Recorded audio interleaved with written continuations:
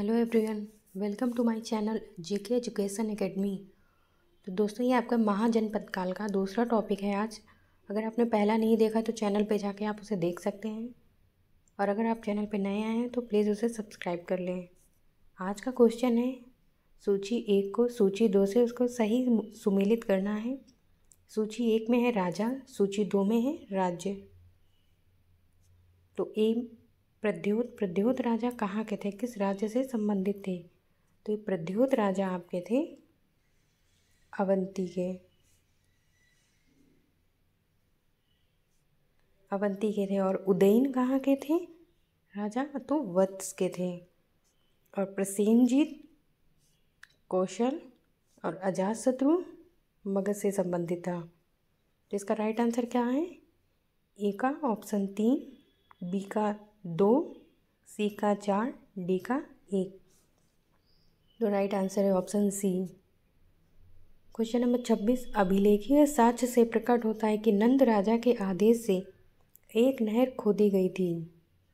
ए अंग में, बी वंग में, सी कलिंग में, या डी मगध में?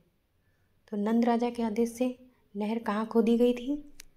इसका राइट आंसर है ऑप्शन सी, कलिंग में खोदी गई थी। अगला क्वेश्चन है 26 नंबर,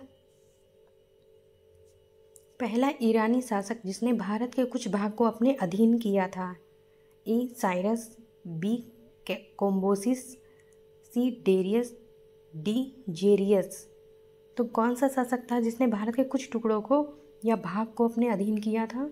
तो इसका राइट आंसर है option C, Darius. 28 number, Magadh के राजा अजातशत्रु का सदैव किस गणराज्य के साथ युद्ध रहा है? ए वज्जी संग वैशाली, बी पांचाल, सी दोनों के साथ, डी किसी के साथ नहीं। तो अजातशत्रु का सदैव किसके साथ युद्ध रहा है? तो ये है ऑप्शन ए, वज्जी संघ या वैशाली के साथ। 29 नंबर, वज्जी संघ के विरुद्ध मगध राज्य के किस शासक ने प्रथम बार रथ मूसल, एक ऐसा रथ जिसमें गदा जैसा हथियार जुड़ा था, तथा महाशिला कंटक, पत्थर फेंकने वाला एक युद्ध यंत्र नामक गुप्त हथियारों का प्रयोग किया? तो ये जो कथन है किसके बारे में क्या कहा गया है? तो ये है अजातशत्रु के बारे में। क्वेश्चन नंबर 30, नंद वंश का अंतिम सम्राट कौन था? नंद वंश का संस्थापक कौन था? तो महापद्मानंद। और अंतिम सम्राट था जो, वो घनानंद था। क्वेश्चन नंबर 31, भारत में सिक्कों मुद्रा का प्रचलन कब हुआ? ए अशोक के शासनकाल में, बी कनिष्क के शासनकाल में, सी 600 ईसा पूर्व, डी 300 ईसा पूर्व। तो मुद्रा का प्रचलन जो है वो ऑप्शन सी 600 ईसा पूर्व में शुरू हुआ। क्वेश्चन नंबर 32 है,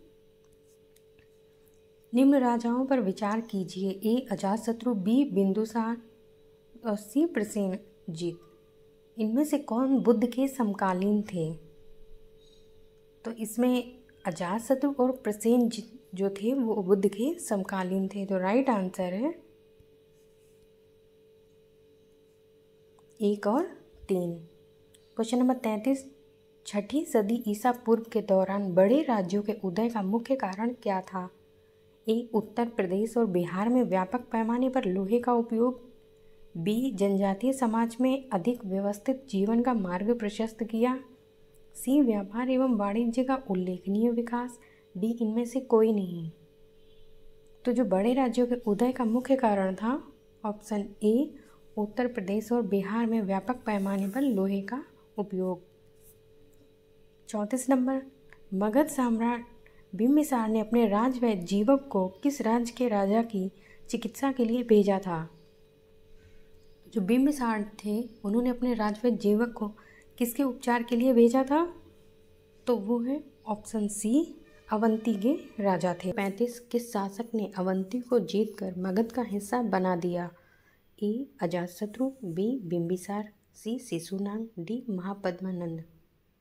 तो कौन सा शासक था जिसने अवंती को जीतकर मगध का हिस्सा बना दिया था? तो वो है ऑप्शन सी शिशुनाग ने। 36 नंबर क्वेश्चन, किस मगध सम्राट ने अंग का विलय अपने राज्य में कर लिया? Bimbisara, option B Ajatashatru, option C Udayin, option D Shishunaga. तो इसका राइट आंसर है ऑप्शन ए, बिंबिसार ने कर लिया था।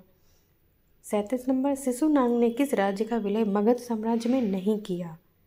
ए अवंती, बी वत्स, सी एवं बी दोनों, डी काशी। तो शिशुनाग ने अवंती का मगध साम्राज्य में विलय नहीं किया था। 38 नंबर क्वेश्चन, काशी और लिच्छवी का विलय मगध साम्राज्य में किसने किया था? ए बिंबिसार, बी अजातशत्रु, सी उदयन, डी शिशुनाग। तो इसका राइट आंसर है ऑप्शन बी अजातशत्रु। अगले क्वेश्चन पे चलते हैं। 39 नंबर है, मगध साम्राज्यों के बारे में कौन सही नहीं है?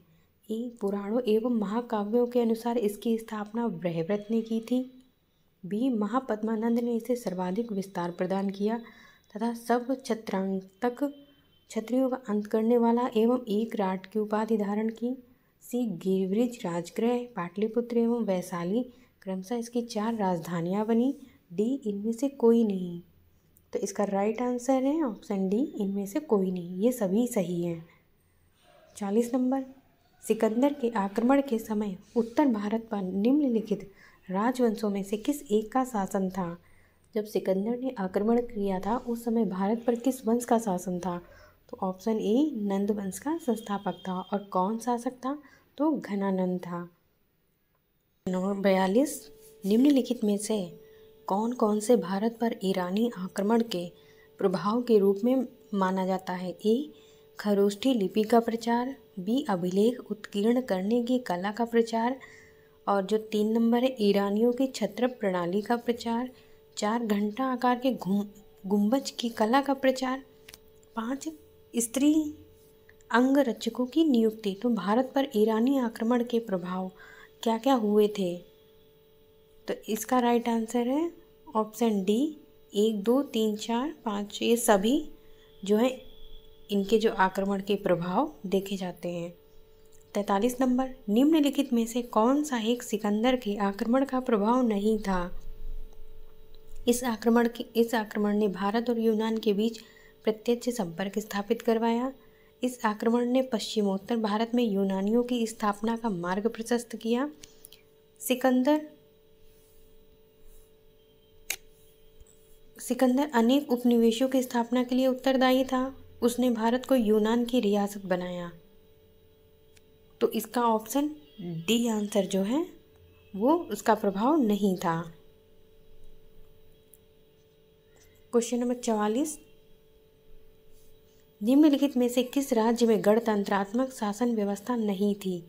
ए कपिलवस्तु के शाक्य, बी कुशीनगर के मल्ल में, सी वैशाली के लिच्छवी, या डी मगध में। तो गणतंत्रात्मक शासन व्यवस्था मगध में नहीं थी। 45 नंबर, निम्नलिखित में से किसे सेनिया नियमित और स्थायी सेना रखने वाला कहा गया जाता था? तो सेनिया किसे कहा जाता था? ये बिंबिसार को कहा जाता था। 46 नंबर, निम्नलिखित में से किसे उग्रसेन भयानक सेना का स्वामी कहा जाता था? ए महापद्मनंद, बी घनानंद, सी शिशुनाग, डी बिंबिसार। तो उग्रसेन जो है ऑप्शन ए महापद्मानंद को कहा जाता था। क्वेश्चन नंबर 47, डेरियस प्रथम ने 516 बीसी में सिंधु के तटवर्ती भूभाग को जीतकर उसे ईरान का 20वां प्रांत बनाया। उसने कितना राजस्व प्राप्त होता था? तो इसका राइट आंसर होगा ऑप्शन ए 360 टैलेंट। 48 नंबर है, निम्नलिखित में से कौन सिकंदर के साथ भारत आने वाला इतिहासकार नहीं था? तो सिकंदर के साथ ऑप्शन ए निर्याकस आया था, एनासिक्रिटस आया था, सी एरिस्टोबुलस भी आया था, डी हेरोडोटस। तो हेरोडोटस सिकंदर के समय और उसके साथ नहीं आया था। तो ऑप्शन डी राइट होगा। 49 नंबर, महाजनपद काल में श्रेणियों के संचालक को क्या कहा जाता था? ए श्रेष्ठिन, बी सेठ, सी जेठक, और डी ग्राम भोजक। तो क्या होगा? इसका राइट आंसर है ऑप्शन ए श्रेष्ठिन कहा जाता था। क्वेश्चन नंबर 50 है, गृहपति का अर्थ है ए धनी किसान, बी धनी व्यापारी, सी धनी व्यक्ति, डी इनमें से कोई नहीं। तो गृहपति का है ऑप्शन ए धनी किसान। 51 नंबर का क्वेश्चन है, सूची 1 को सूची 2 के साथ सही सुमेलित कीजिए। सूची 1 सूची 2, इसमें है अष्टलुक, महामात्र, बलिसाधक, सौलिकक, शुल्का अध्यक्ष। तो ये किस किस संस्था के अधिकारी होते थे? तो ये हैं अष्टलुक परामर्श संस्था के, महामात्र उच्च कोटि के अधिकारी, बलिसाधक किसानों से कर वसूलने वाले अधिकारी, और शुल्काध्यक्ष शिल्प व व्यापारियों से शुल्क या चुंगी वसूलने वाले अधिकारी। तो राइट आंसर है आपका ऑप्शन ए। 52 नंबर का क्वेश्चन है, मगध के किस प्रारंभिक शासक ने राज्यारोहण के लिए अपने पिता की हत्या की एवं इसी कारणवश अपने पुत्र द्वारा मारा गया? तो किसने अपने पिता की हत्या कर दी थी? तो इसका राइट आंसर है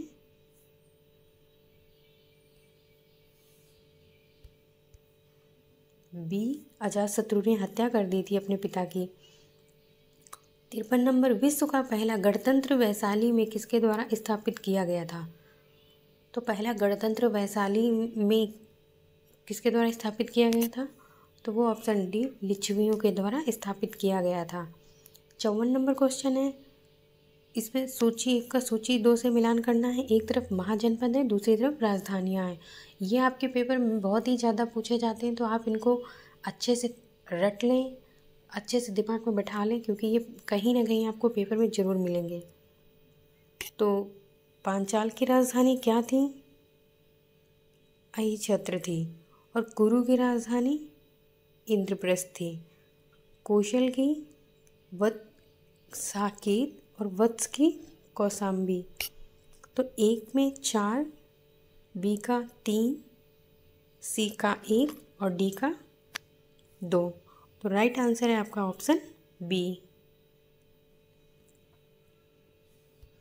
क्वेश्चन नंबर 55 है, निम्नलिखित में से कौन एक बौद्ध ग्रंथ 16 महाजनपदों का उल्लेख करता है?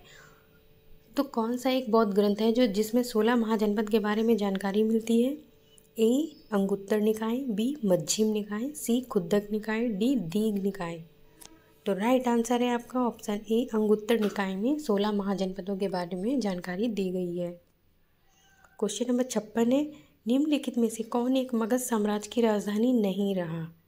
ए गिरिब्रिज, बी राजगृह, सी पाटलिपुत्र, डी कौशाम्बी।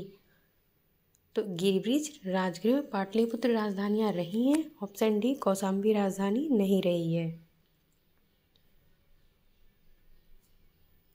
तो आज के लिए बस इतने ही क्वेश्चन रहेंगे और कल आपका नया टॉपिक शुरू होगा, जो कि है जैन धर्म और बौद्ध धर्म। उसको आपको एक ही वीडियो में सारे इंपॉर्टेंट क्वेश्चन करा दिए जाएंगे। तो अगर आप चैनल पर नए हैं तो चैनल को ज़रूर सब्सक्राइब कर लें।